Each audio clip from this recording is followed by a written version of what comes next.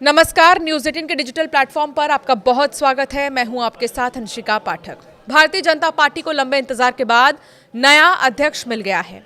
Party के नए प्रमुख के रूप में 5 बार के विधायक नितिन नबीन के नाम का आज औपचारिक ऐलान बीजेपी मुख्यालय में किया गया।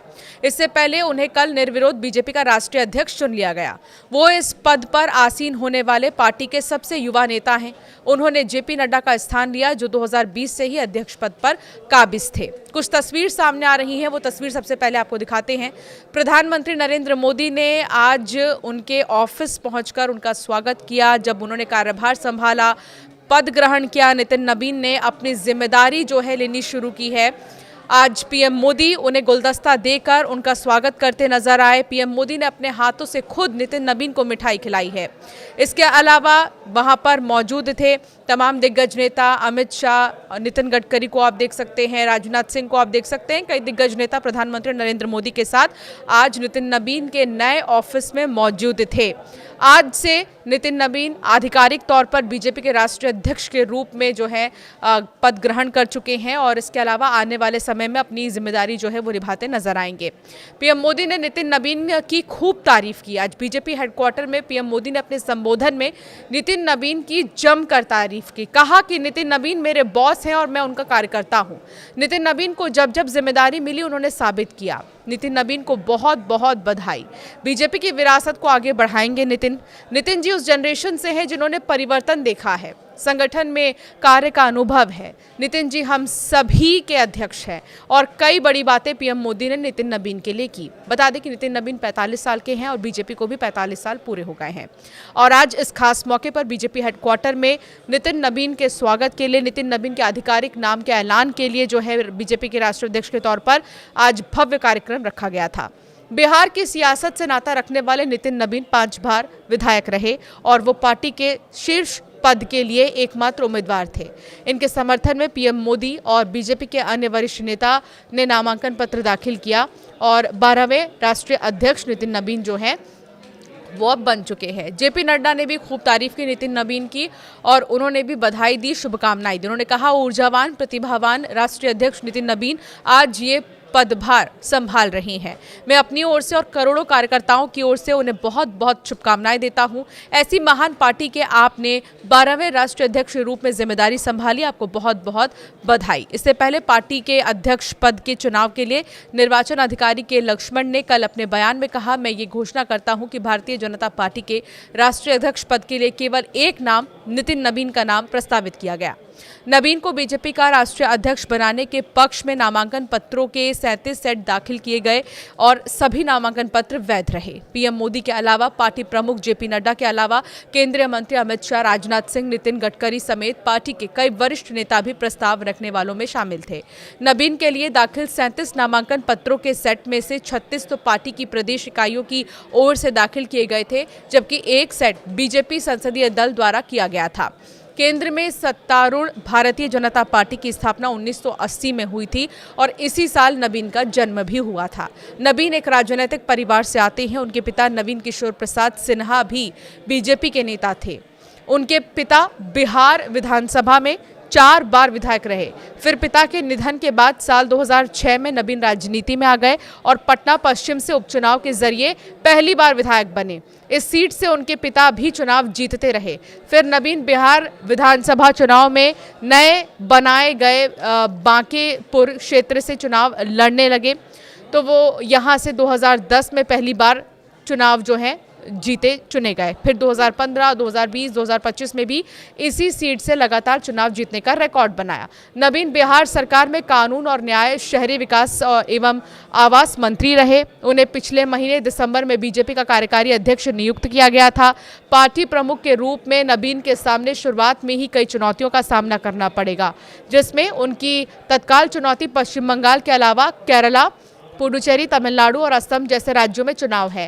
खास बात यह है कि असम को छोड़कर बीजेपी इन राज्यों में अपने दम पर सत्ता में नहीं आ सकी है। पश्चिम बंगाल और तमिलनाडु में पार्टी कोशिश में है कि वो पिछले चुनावों की तुलना में इस बार बढ़िया प्रदर्शन करे। नबीन ने पार्टी कार्यकर्ताओं से जो है चुनावी लाभ से इतर सोचने और बीजेपी की उपस्थिति को पंचायत से संसद तक बनाने पर ध्यान केंद्रित करने का अनुरोध किया। पीएम मोदी के विकसित भारत के विजन का जिक्र करते हुए नबीन ने इस बात पर जोर दिया कि पार्टी का लक्ष्य चुनाव जीतना नहीं होना चाहिए, बल्कि लोगों की रोजमर्रा की चिंताओं से गहराई से जुड़े रहना है। असम में उन्होंने इस बात पर जोर दिया कि बीजेपी नेताओं को जमीनी स्तर पर जुड़े रहना चाहिए, उन लोगों से अलग जो सिर्फ चुनाव के समय ही दिखाई देते हैं। बीजेपी के नए अध्यक्ष के सामने ये भी चुनौती रहेगी कि उनकी पार्टी सत्ताधारी पार्टी है, केंद्र में लंबे समय से सरकार चला रही है। ऐसे में उन्हें संगठन को और मजबूत करने की जरूरत है ताकि जमीनी स्तर पर आधार बना रहे। हालांकि उनके पास अमित शाह और जेपी नड्डा के काम को ही कामयाबी के साथ आगे बढ़ाने ही असल चुनौती रहेगी। 2014 साल में नरेंद्र मोदी की अगुवाई में केंद्र की सत्ता पर काबिज हुई बीजेपी की कमान पहले अमित शाह और जेपी नड्डा के पास थी और दोनों पार्टी को लगातार ऊंचाई पर ले जाने में कामयाब रहे। दोनों ही नेता अब केंद्र में केंद्रीय मंत्री भी हैं। नबीन के पास अपने दोनों पूर्ववर्ती की छत्र छाया से बाहर निकलकर अपनी खास पहचान बनाने के साथ ही कामयाबी के दर को बनाए रखने की जिम्मेदारी है। बीजेपी के वरिष्ठ नेता और बिहार विधानसभा में 4 बार के विधायक रहे नवीन किशोर प्रसाद सिन्हा के बेटे नितिन नबीन ने पिता के निधन के बाद साल 2006 में राजनीति में कदम रखा और पटना पश्चिम से उपचुनाव में जीत हासिल की। यहीं से उनके पिता भी चुनाव जीतते आए हैं। इस सीट का नाम बदला और वो 2010 में बिहार विधानसभा चुनाव में नए बनाए गए बांकीपुर क्षेत्र का प्रतिनिधित्व कर रहे हैं। मैं आज के दिन माननीय प्रधानमंत्री जी के इस सब के साथ और सबके विकास के इस नारे को फलीभूत होता देख रहा हूं। हम लोगों ने लंबे समय से कुछ नारे को, भाजपा के कार्यकर्ता, हमारे जनसंकाल के कार्यकर्ता लगातार कुछ नारे को गढ़ते थे। रामलल्ला हम आएंगे, मंदिर वहीं बनाएंगे, जहां हुए बलिदान मुखर्जी वो कश्मीर हमारा है, एक देश में 2 विधान 2 प्रधान 2 निशान नहीं चलेगा।